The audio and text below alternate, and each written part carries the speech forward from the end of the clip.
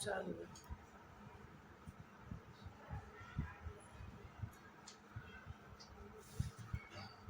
राजस्थान एकीकरण के लिए जो सेकंड चरण की बात कर रहे थे हम, उसमें जो दूसरा चरण है वो है राजस्थान संघ।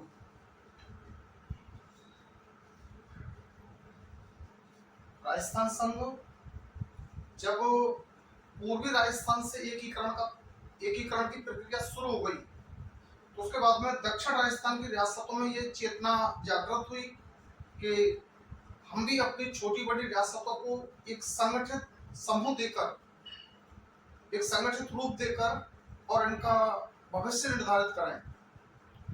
तो यहाँ ये ध्यान रखना होगा, ऐसे अब ये संगठन बनते चले जा रहे हैं और ये छोटी छोटी बातें लगभग सब स्टूडेंट्स जानते हैं कि 7 चरणों में एकीकरण पूरा हुआ, 1 नवंबर 1956 को वास्तविक रूप लिया। तो उससे पहले जो कुछ इंपॉर्टेंट पहलू हैं बस वो हाईलाइट करने होते हैं, और वो एग्जाम के स्टैंडर्ड से ऑटोमेटिक या तो डेप्थ में जाते, ऑटोमेटिक इंक्रीज होते जाते हैं।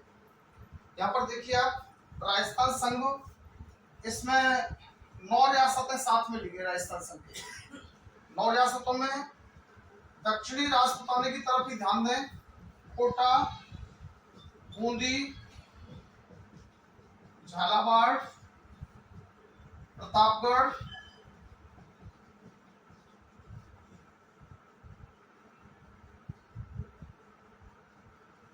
किशनगढ़,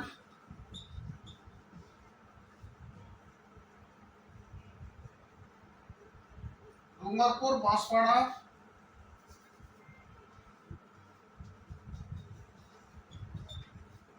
डूंगरपुर,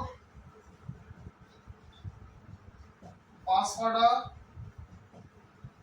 टोंक, काउंट कीजिए 1 2 3 4 5 6 7 8, शाहपुरा 9। ये रियासतें हैं कंप्लीट। एक पहलू इंपॉर्टेंट है जिसका ध्यान रखना है, क्योंकि आपको पहले से इस बात का पता है कि 19 रियासत प्लस 3 ठिकाने प्लस 1 चीफ कमिश्नरेट क्षेत्र अजमेर बरवाड़ा का है। 3 ठिकाने हैं। 3 ठिकानों में से एक पहले आ गया नीमराणा, मतसंघ के साथ में, अलवर के साथ ही नीमराणा को बना लिया गया।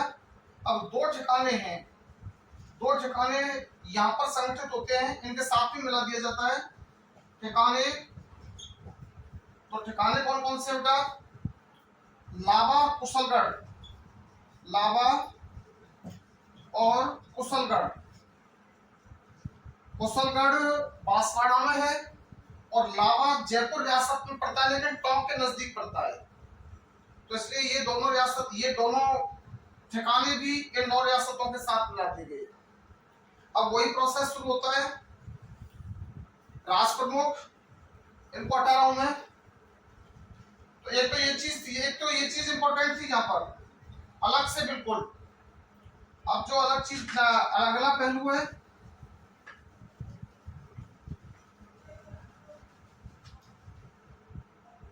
राष्ट्र प्रमुख,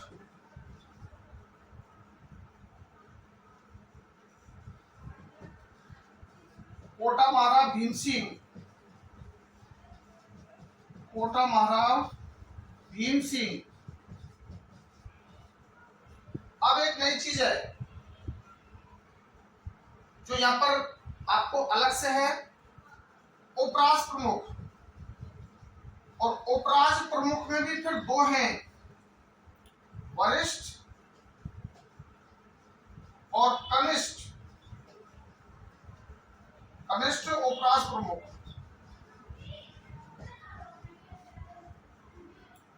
राइटिंग पर ध्यान नहीं है, बस पढ़ने पर फोकस करें आप। तो वरिष्ठ उपराष्ट्र प्रमुख बूंदी महाराज बहादुर सिंह, बहादुर सिंह। कनिष्ठ उपराष्ट्र प्रमुख में डूंगरपुर महाराज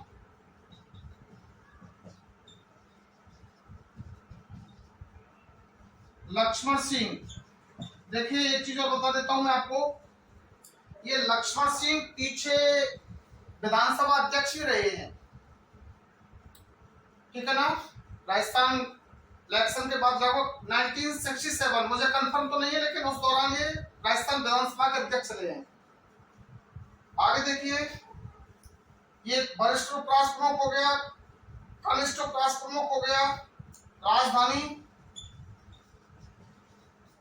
कोटा, बड़ी रियासत थी इन सब में। अच्छा, इनकी इन सब में तुलनात्मक दृष्टि से थोड़ा सा विकसित स्वरूप था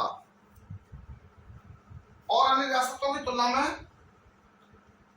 विकसित स्वरूप था। महाराज भीम सिंह का व्यवहार भी एक अच्छे उसमें था, तो इसलिए इस पर ही फोकस किया गया कि कोटा को इस संगठन की राजधानी बना दिया जाए। इसके बाद में देखिए बेटा, प्रधानमंत्री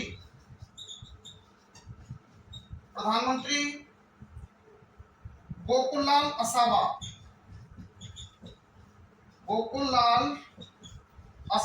इन प्रधानमंत्रियों का नाम विशेष ध्यान रखना है, वो इसलिए कि जैसे पहले वाले संगठन में प्रधानमंत्री थे सोवराम कुमावत, तो सोवराम कुमावत के बारे में मैं एक चीज बताना भूल गया था आप लोगों को। सोवराम कुमावत मेवाड़ प्रजामंडल के एक स्वतंत्रता सेनानी भी थे। ऐसे ही गोकुललाल असावा, इनका ये भी मेवाड़ प्रजामंडल और बूंदी किसान आंदोलन से संबंधित थे, गोकुललाल असावा, और उसी क्षेत्र के हैं, इसलिए प्रधानमंत्री का पद इनको सुपुर्द किया गया। ये डोमिनेंट लीडर थे, अच्छे वक्ता थे। आगे देखिए बेटा,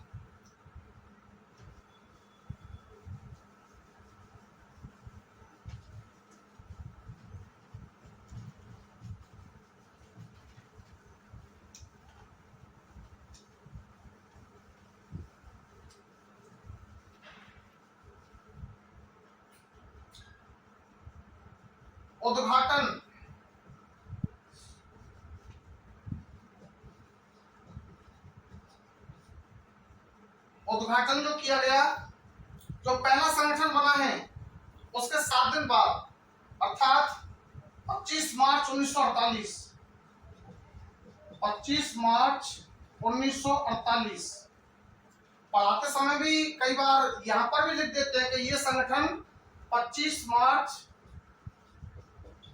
और 1948 को कैरियर में आया। 3 संगठन 1948 के ही हैं, तो यहां उद्घाटन 25 मार्च 1948, उद्घाटन करता भी वही है जो पहले थे, पहले संगठन के थे। उद्घाटन करता एनवी गॉडगिल, नरहरि विष्णु गॉडगिल। आगे देखिए, इसमें जो क्षेत्रफल था, क्षेत्रफल लगभग 16,807 वर्ग मील, 16,807 वर्ग मील। इसके बाद में जनसंख्या, क्योंकि यहां पर क्वेश्चन बनता है, जनसंख्या को इतना हाईलाइट नहीं किया जाता, जनसंख्या को इतना नहीं रेस्पॉन्स दिया जाता, लेकिन फिर भी 23,34,220, 23,34,220 इसकी जनसंख्या थी। मंत्रिमंडल बनाना था, मंत्रिमंडल बनाने की जब प्रोसेसिंग शुरू की गई, तो भारत सरकार के हस्तक्षेप के कारण, या ये कहिए आप अप्रत्यक्ष रूप से रियासती सचिवालय के कहने पर, रियासती सचिवालय के मना करने पर और मंत्रिमंडल कैंसिल कर दिया गया। मंत्रिमंडल को प्राथमिकता हटा दिया गया, मंत्रिमंडल का ऑर्गेनाइजेशन नहीं हुआ। एक यहां पर पूरे उसमें एक तो ठिकानों की बात थी नए सिरे से। दूसरे उपराष्ट्र प्रमुख की बात थी, कनिष्ठ और वरिष्ठ। उपराष्ट्र प्रमुख, राष्ट्र प्रमुख तो सबका ही है, सभी बताते हैं, लेकिन उपराष्ट्र प्रमुख की बात थी। और तीसरा पहलू क्षेत्रफल का ले सकते हो आप। अब यहां पर देखिए बेटा, इन अन्य रूलर्स ने आसानी से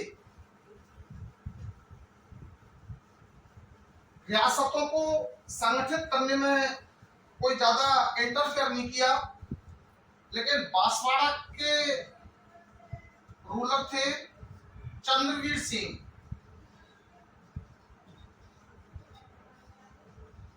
ये नए लड़के थे, ज्यादा एज नहीं थी, समझ कम थी, तो सरदार पटेल इनके पास पहुंचे।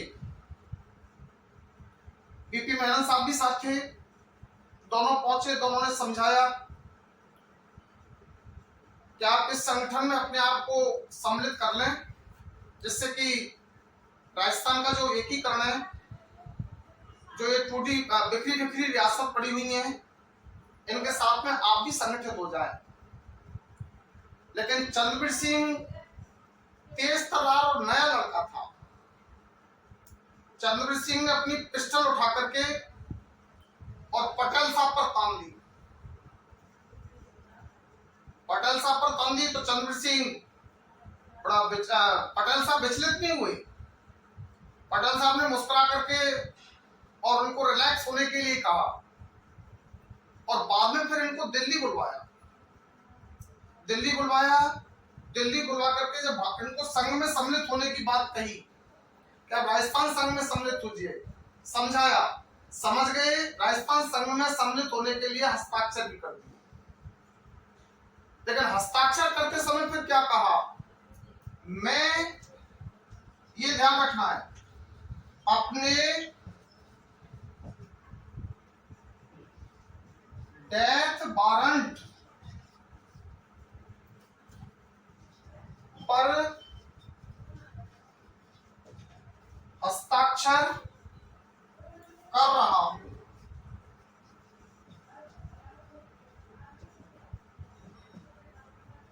ये ध्यान रखना बेटा। ये चंद्रवीर सिंह का कहना है, बांसवाड़ा